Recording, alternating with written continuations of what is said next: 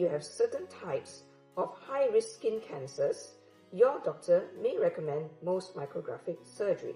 It is a highly specialized and accurate type of skin cancer surgery in which the cancer is removed layer by layer until we are sure that there are no skin cancer cells left, and this is known as clear margins.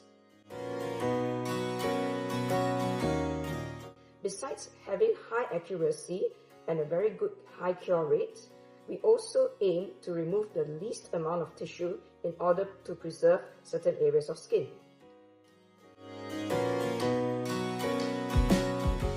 First, we mark out the area of skin cancer that we can see, and then we numb the area with local anesthesia.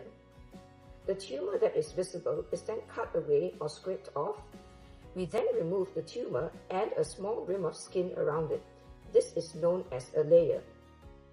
We then use ink to dye certain parts of the layer so that we know which way it was sitting on your skin. The nurse will then place a secure dressing over your wound and you will be allowed to sit in the waiting area.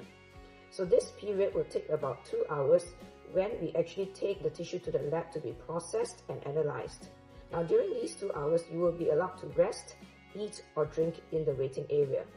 Now the layer that we took will then be sent to the lab.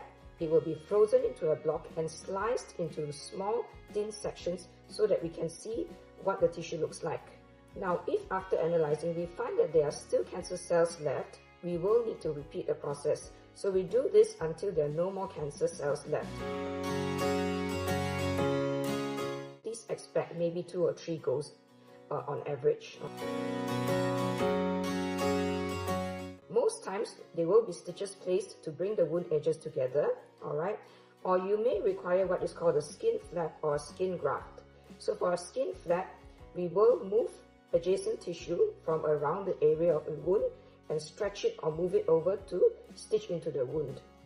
For a skin graft, skin will be detached from another area and removed and stitched over your wound. Sometimes we will require the aid of other teams such as the plastic surgeons or the eye surgeons to help to reconstruct your wound. After the reconstruction, a dressing will be placed over the wound and instructions will be given before you leave.